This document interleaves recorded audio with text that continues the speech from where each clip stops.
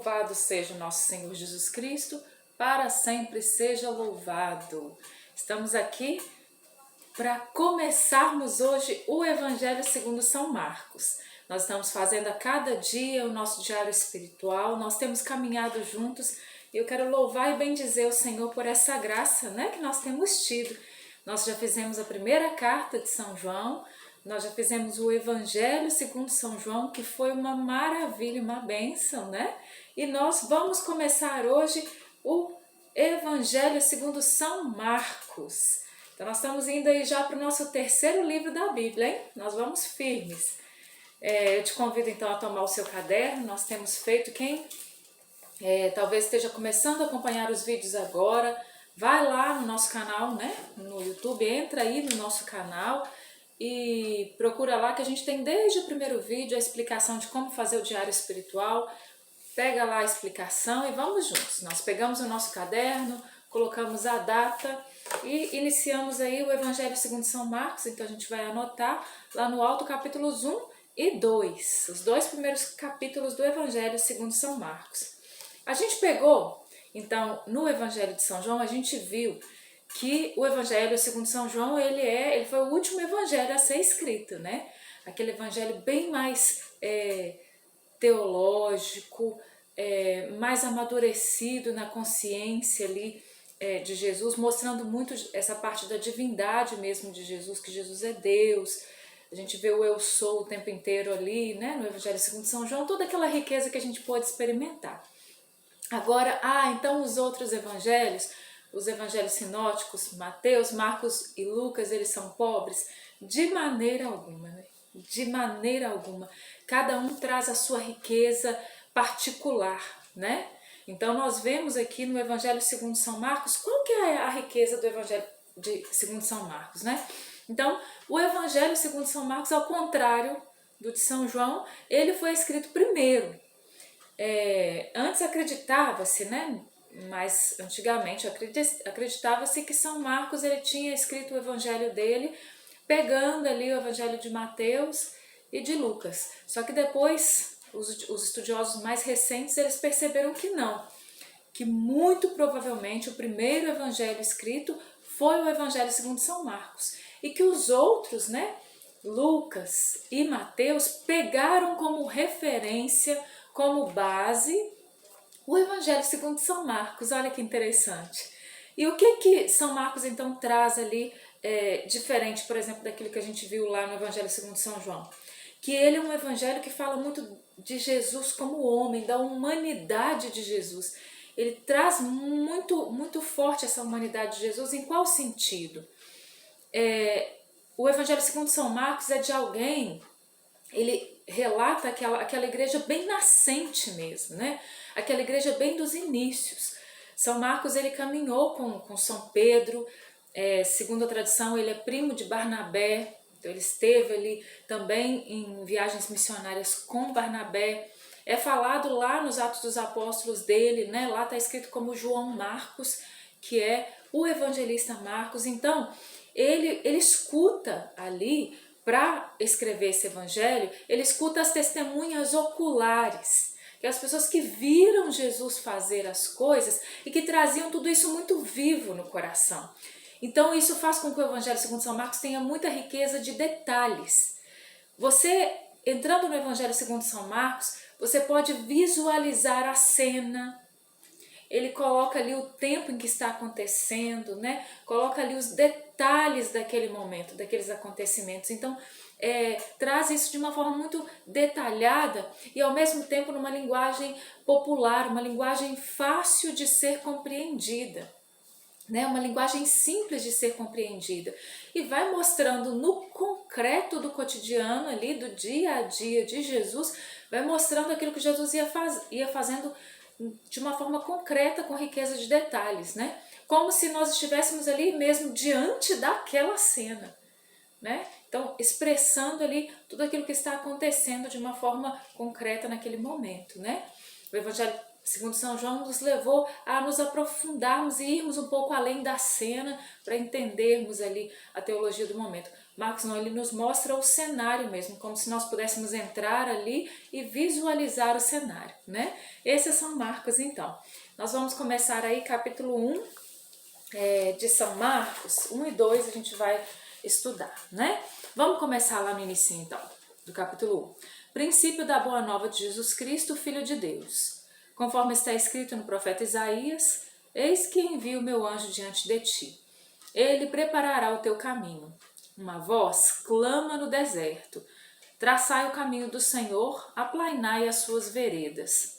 João Batista apareceu no deserto e pregava um batismo de conversão, para a remissão dos pecados. E saíam para ir ter com ele toda a Judéia e toda Jerusalém e eram batizados por ele no Rio Jordão, confessando os seus pecados. João andava vestido de pelo de camelo e trazia um cinto de couro em volta dos rins e alimentava-se de gafanhoto e mel silvestre.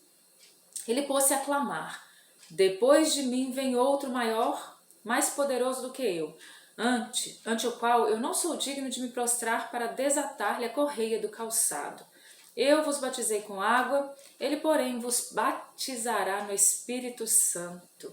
Então, o Evangelho segundo São Marcos começa já falando de São João Batista, né? Ele vem falar que esse é o princípio da boa nova de Jesus Cristo, Filho de Deus. Então, ele já começa anunciando, né, ali o Evangelho, do que esse Evangelho fala. O Evangelho é boa nova, né? Então, é a boa nova de Jesus Cristo, então, o Evangelho de Jesus Cristo, Filho de Deus. E aí ele vem, então, falando da figura aqui de João Batista. Como lá também no capítulo 1 do Evangelho segundo São João, logo depois daquele prólogo, daquele inicinho do Evangelho de São João, já vem falar de João Batista também. E aqui vem falar que João, então, era um profeta, vem falar que ele se vestia de pelo de camelo, trazia um cinto de couro, né, mostrando ali aquela era uma visão mesmo dos profetas, né, alimentava-se de gafanhoto e mel silvestre, era alguém que era austero, tinha uma austeridade de vida, né. São João Batista tinha uma verdade, uma profundidade, uma austeridade que nos chama hoje a voltarmos o nosso coração também para a realidade da penitência, né? O Evangelho segundo São Marcos vai trabalhar muito isso, a penitência, o jejum, todas essas questões assim, né? Que são muito importantes para nós, para o homem do nosso tempo que não tem querido muito se mortificar, né? Então vamos lá. Então entra na cena do batismo no versículo 9. Ora, naqueles dias veio Jesus de Nazaré da Galileia e foi batizado por João no Jordão. Aí entra Jesus sendo batizado ali no Rio Jordão, por São João Batista, né? Por João Batista. No momento em que Jesus saía da água, João viu os céus abertos e descer o Espírito em forma de pomba sobre ele. E ouviu-se do céu uma voz: Tu és o meu filho muito amado, em ti ponho a minha afeição. Então, Jesus começa a se revelar, Jesus começa aqui já a se mostrar em público, algo sobrenatural acontece e João Batista vê o Espírito Santo descer sobre Jesus com uma forma corpórea de uma pomba e a voz do Pai então ressoa. Ouviu-se dos céus uma voz: Tu és o meu filho muito amado, em ti ponho a minha afeição. Aqui é o Pai mesmo que já vem revelar Jesus. Maravilha. E logo o Espírito o impeliu para o deserto, impeliu Jesus para o deserto. Aí ele esteve 40 dias, foi tentado pelo demônio e esteve em companhia dos animais selvagens e os anjos o serviam. Aqui, mais uma vez, nós somos chamados, assim como João Batista é um sinal para nós, para o homem do nosso tempo, Jesus é sempre um sinal para nós, né? Não só um sinal, ele é a nossa referência completa, né? E ele foi conduzido pelo Espírito Santo ao deserto, né? A gente quer muitas vezes ser conduzido pelo Espírito Santo só para as alegrias e consolações, né? O Espírito Santo é o Consolador e ele é mesmo, né? Mas o Espírito Santo conduziu Jesus ao deserto. Então não tenha medo se o Espírito Santo te conduzir ao deserto. Não tenhamos medo quando o Espírito Santo nos conduz ao deserto. O deserto não é o lugar mais agradável do mundo para se estar, mas é um lugar de encontro com Deus. Então ele se torna um lugar fecundo. Depois que João foi preso, Jesus dirigiu-se para a Galileia. Pregava o evangelho de Deus e dizia: completou-se o tempo e o reino de Deus está próximo. Fazei penitência e crede no evangelho. Qual é a pregação de Jesus que nós vemos que é essa pregação aqui que vem falar dessa verdade do reino de Deus e que nós precisamos atualizar no tempo atual da nossa vida, né? É muito interessante que quando nós chegamos ali na quarta-feira de cinzas, onde nós escutamos e esse evangelho ressoa no nosso coração de forma tão intensa, né? Na liturgia, completou-se o tempo, o reino de Deus está próximo. Fazei penitência e crede no evangelho. Quando lá na quarta-feira de cinzas a gente ouve, né, esse evangelho ressoando no nosso ouvido, no nosso coração, a gente já sabe que a gente está entrando nesse tempo de penitência mais forte, que é a quaresma. A gente sabe que a gente está entrando ali num tempo de austeridade. Então vamos pensar nesse evangelho nos outros tempos do nosso ano litúrgico, no hoje da nossa história. Completou-se o tempo e o reino de Deus está próximo. Nós precisamos fazer penitência e precisamos crer no evangelho hoje. Nós precisamos, mesmo estando no ano de 2020, né? E é bom que no meio do século XXI, vamos ver aqui os pontos positivos, né, da Covid-19. Ponto positivo, parou a gente estava muito acelerado, nós estávamos extremamente acelerados, né? Nos parou por um instante e vamos nos aproveitar então das dificuldades do tempo presente para não entrarmos numa realidade, nós já estamos aí no ano de 2020, né?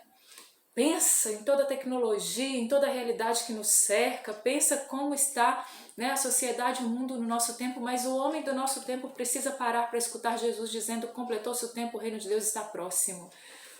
Fazer penitência e crer no evangelho, a vida é muito mais do que aquilo que nós vemos aqui, daquilo que nós vivemos aqui.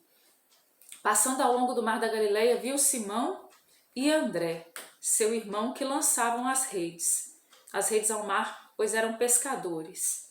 Eu vou parar aqui um instante, que eu acho que eu não falei isso lá no início, né? Então, São Marcos, ele era íntimo de Pedro, né? Então, dentro aí da tradição da igreja, a gente recebe essa informação, né? De que ele, então, ouvia Pedro pregar, e muito provavelmente esse evangelho foi escrito em Roma. Então, tanto Marcos ouvia a pregação, e sobretudo aqui a pregação de Pedro, muito provavelmente foi isso que influenciou de uma forma muito direta esse evangelho, a riqueza de detalhes com que Pedro pregava, com que Pedro contava ali, aos primeiros, já em Roma, essa pregação de Pedro, mas a pregação de Pedro já em Roma. E ali, dentro do contexto da igreja nascente, dentro também do contexto não só da pregação de Pedro, mas daquilo que era a catequese ali inicial das primeiras comunidades, foi que esse evangelho foi escrito. Então, existe muito o olhar petrino aqui também, né? Embora não tenha sido Pedro que tenha escrito. Passando ao longo do mar da Galileia, viu Simão e André, que lançavam as redes ao mar, pois eram pescadores. Jesus disse-lhes, vinde após mim, eu vos farei pescadores de homens. Simão e André, Simão aqui é Simão Pedro, né? André, como nós sabemos, ele era irmão de Pedro. Eles estavam ali pescando, Jesus disse para eles: eu vos farei pescadores de homens. Eles no mesmo instante, sem pensar duas vezes, largaram, deixaram as redes e seguiram-no. Então, esse evangelho vem nos impelir a essa resposta imediata. Essa resposta que não precisa, a gente não pode ficar protelando a nossa resposta, não. Jesus diz: vem e segue-me, vamos seguir. Uns poucos passos mais adiante, viu Tiago, filho de Zebedeu, e João, seu irmão, que estavam numa barca, consertando as redes, e chamou-os logo.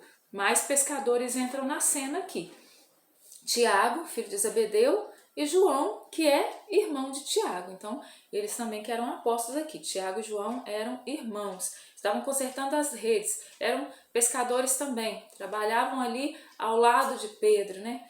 Trabalhavam ali muitas vezes juntos, né? Eram pescadores. E Jesus chama então esses pescadores agora numa nova perspectiva. Olha, vocês agora serão pescadores de almas, pescadores de homens, e chamou-os logo.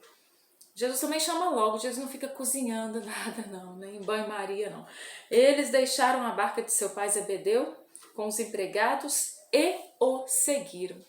Já pensou isso? Deixa tudo e segue. Dirigiram-se para Cafarnaum. Já era um dia de sábado, Jesus entrou na sinagoga e pôs-se a ensinar. Então a gente vai ver muito isso no Evangelho também segundo São Marcos. Jesus pregando, essa pregação de Jesus, né? Essa catequese que vem a partir dessa pregação, esse anúncio da Boa Nova.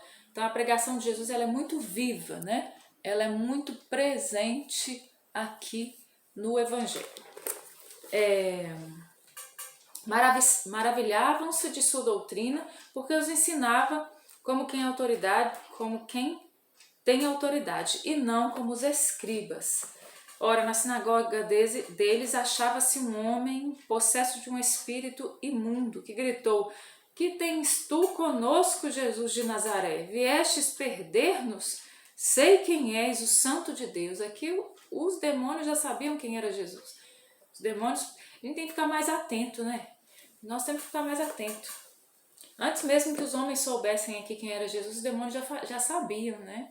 Nós precisamos fazer uma experiência autêntica de Jesus, né? E nós precisamos ter fé, mas não crer como os demônios creem, porque os demônios também creem, né? Eles sabem quem é Jesus. A diferença é que eles não aderem à pessoa de Jesus, né? Não houve aderência ao plano divino do Pai. Nós, ao contrário, devemos crer em Jesus e aderir ao plano de Jesus. E aí nós vamos estar na contramão dos demônios, né? Por isso, o demônio é chamado de o inimigo de Deus e nosso, da nossa salvação, né?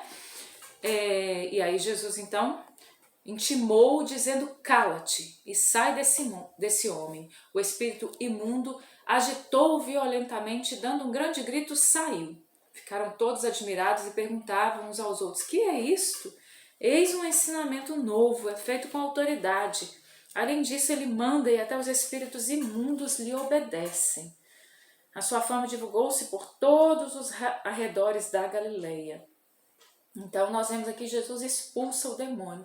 Que sejam expulsos e dispersos os inimigos de Deus.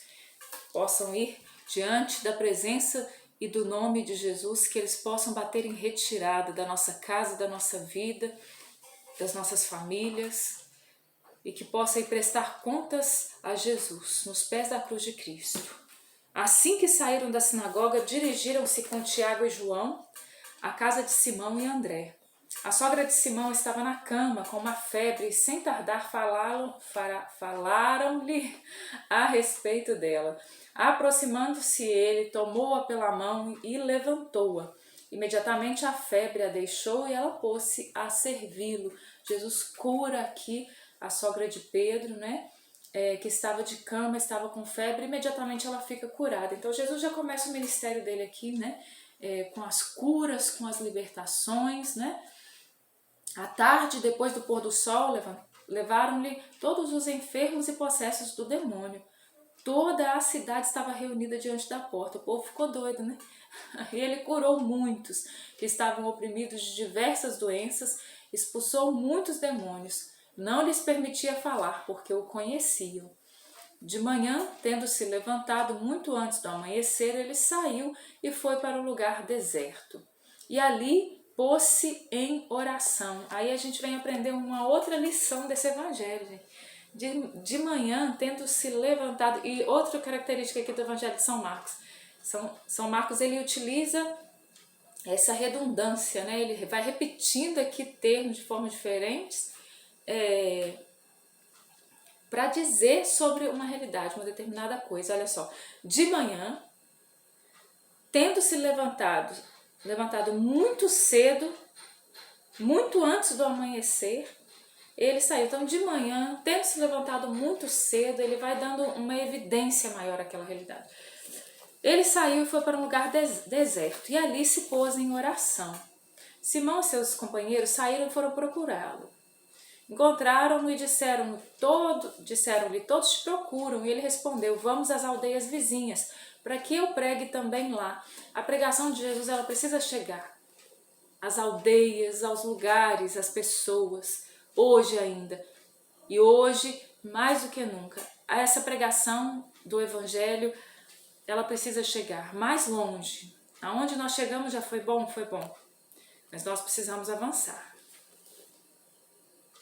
Ele retirou-se dali pregando em todas as sinagogas e por toda a Galileia e expulsando os demônios. Aí a gente entra na realidade da cura do leproso, onde o leproso diz para ele, se queres, podes limpar-me. E Jesus diz, eu quero ser curado. Imediatamente, então, desapareceu a lepra e ele ficou curado. No capítulo 2, a gente já entra na realidade do paralítico. Jesus que estava novamente em Cafarnaum, e o povo soube que ele estava em casa e reuniu todo mundo lá, encheu a casa, encheu a porta, todo mundo ao redor da casa ali, que era a casa de Pedro. E ele os instruía. Então, de repente, eles trouxeram um paralítico carregado por 4 homens para Jesus. O povo falou, nós precisamos desses 4 amigos que levaram o paralítico até Jesus. E como não tinha como passar com aquele paralítico no meio da multidão, que a multidão se comprimia para ouvir Jesus, eles foram por cima do teto, abriram o telhado e desceram aquele homem na frente de Jesus pelo telhado. Uma fé maravilhosa. Nós precisamos ter essa fé e levar os nossos a Jesus de todas as formas possíveis. Tanto pela oração, quanto pela evangelização, quanto das formas práticas também que o Senhor for nos inspirando de fazer, mas nós precisamos levar os nossos a Jesus. E aqueles amigos levaram, Jesus vendo-lhes a fé dos amigos, dos 4 que levaram o paralítico, disse ao paralítico, filho, perdoados te são os pecados. Então os escribas ficam apavorados, quem que esse homem está dizendo que perdoa pecados? Quem ele está pensando que ele é? E Jesus diz, o que é mais fácil dizer ao paralítico? Teus pecados te são perdoados ou levanta-te, toma teu leito e anda? E Jesus diz, ora, para que conheçais que o poder concedido ao Filho do Homem sobre a terra, disse ao paralítico, eu te ordeno, levanta-te, toma o teu leito e vai para casa. Que o Senhor possa levantar nesse dia os enfermos, que o Senhor possa levantar nesse dia aqueles que jazem sobre as enfermidades, que o Senhor possa levantar nesse dia aqueles que jazem caídos pela falta de fé, pela falta de confiança também. Então que fisicamente, Senhor, e espiritualmente, Senhor, o teu povo seja erguido, que nós sejamos levantados por Ti. Nós clamamos através desse evangelho toda a cura, Senhor, e toda a libertação, Senhor. Nós clamamos através desse evangelho, Senhor, que o Senhor nos dê a graça de termos a fé dos 4 amigos do paralítico, Senhor. Que o Senhor possa vir em nosso auxílio. E no mesmo instante ele se levantou, tomando o seu leito e foi embora à vista de todos. Jesus é o mesmo de ontem, hoje e sempre. Jesus não mudou. E Jesus é capaz de fazer maravilhas, sinais, prodígios e milagres. Porque hoje em dia existe um discurso no meio de nós que diz assim que Jesus não faz mais milagres. Isso não é verdade. Isso não é verdade. Eu já vi muitos milagres com os meus próprios olhos, não de ter ouvido falar. Muitos. Eu já vi paralítico levantando de cadeira de rodas, em encontros, graças a Deus, hoje em dia, no Brasil, o Brasil é o país mais católico do mundo, e falando aqui da expressão carismática mesmo, eu que venho, né, da renovação carismática, que sou renovação carismática católica, eu posso testemunhar que vi acontecer em eventos, sobretudo nos eventos grandes, né, os eventos de massa, quantas maravilhas assim aos nossos olhos, maravilhas incontáveis ao nosso redor. Já foi encontro com o Padre Rufus, que era exorcista, né, Padre Rufus lá da Índia, que era exorcista, encontros com o Padre Rufus assim, que é uma maravilha, a gente vê ali verdadeiramente os demônios sendo expulsos, a gente vê as pessoas sendo libertas, a gente vê as pessoas sendo curadas. Padre Edmilson da Canção Nova, já vi ali mais de uma pessoa, né, várias pessoas levantando ali de cadeira de roda, largando muletas. Gente, Jesus é vivo, nós precisamos acreditar. E nós, gente, Nós, pais e mães de família, dentro da nossa casa. Verdade ou não é? Que muitas vezes, por exemplo, os nossos filhos estão doentes, a gente vai lá, a gente não sabe o que fazer com a criança às vezes, e a gente está ali numa situação, numa condição difícil, e a gente impõe as mãos sobre os nossos filhos e eles ficam curados. Tenho certeza que muita gente que nos escuta já passou por isso, né? Já passou por isso. Me recordo aqui de uma situação entre tantas outras, mas me recordei de uma específica aqui, onde eu voltava inclusive da Canção Nova, e a minha mais nova era bem menorzinha, né? Ela devia ter o quê? Não sei, uns 4 ou 5 anos, talvez. Por aí, vamos colocar uma média de 5 anos. A gente voltava da Canção Nova e ela começou a passar mal já lá na Canção Nova. A gente veio viajando a madrugada inteira e ela vomitando. E eu trocava a roupa dela e ela vomitava. E ela não estava nada bem, né? E eu falava, e não era por causa do ônibus não, porque ela não passava mal em ônibus não. E eu falei, Jesus, não sei o que eu faço com essa menina, Senhor. Por favor, Jesus. E ela era muito nervosa, né? E eu falava assim, eles vão querer colocar ela no soro na Santa Casa, eu vou chegar de madrugada, Jesus, quase amanhecendo o dia, como é que eu vou fazer com essa menina, Jesus? E aí eu pedi ao Senhor, né? A gente estava quase chegando em Caeté, eu pedi ao Senhor, Senhor, melhora essa menina para mim. E aí eu lembro que simplesmente cessou o vômito. De repente ela ficou boa, ela ficou com fome, ela pediu água, depois ela pediu de comer, comeu. E na hora que eu cheguei em Caeté, ela já estava bem. E ela não teve mais nada, né? Tantas outras vezes, né? Pais e mães, vamos usar a autoridade que nos foi dada no nome de Jesus para orar pelos nossos filhos, aqueles que estão na droga, aqueles que estão na prostituição, aqueles que estão enfermos, aqueles que estão vivendo tantas situações. Orem pelos seus filhos. Orem pelos seus filhos. Para a gente encerrar aqui, entra no Evangelho então na vocação de Levi. Jesus saiu de novo para perto do mar e toda a multidão foi ter com ele. Nós estamos no versículo 13. E ele os ensinava. Quando ia passando, viu Levi, filho de Alfeu, sentado no poço da arrecadação e disse-lhe, segue-me. E Levi, levantando-se, o seguiu. Então Levi era cobrador de impostos, ele era considerado impuro. E Jesus chama Levi. Né? Chamar os pescadores até que o povo levava de boa, mas chamar alguém que estava na coletoria de impostos, isso aqui foi um escândalo. Foi um escândalo Jesus chamar Levi, um cobrador de impostos, e ele o chamou. E Levi largou tudo e seguiu Jesus. Jesus foi comer na casa dele, aí ali o povo ficou apavorado, né? Os grandes do povo ficaram apavorados, né? E disseram então os escribas e os fariseus, olha, ele come com os publicanos, esse homem aí não presta não, olha lá, ele come com gente de má vida. E aí Jesus diz, não são os médicos não, os sãos não precisam de médico, mas os enfermos. Eu vim chamar os justos. Eu não vim chamar os justos, mas os pecadores. Eu vou empolgando aqui, aí eu vou engolindo as palavras na hora que eu vou ler, né? Os sãos não precisam de médico, mas os enfermos. Não vim chamar os justos, mas os pecadores. Isso retira de nós o nosso farisaísmo também, né? Nós precisamos sair dos muros da igreja, gente, para evangelizar. Nós precisamos ir além. Lá no 21, a partir do 18 ele vem falar sobre o jejum. O pessoal questiona ele de jejum, por que os discípulos dele não jejuavam. E aí ele dizia que o esposo estava entre eles e tal. Dias virão, porém, que o esposo lhe será tirado e eles jejuarão. E aí a gente vem naquilo que ele vem ensinar aqui no 21. Ninguém prega retalho de pano novo em roupa velha. Do contrário,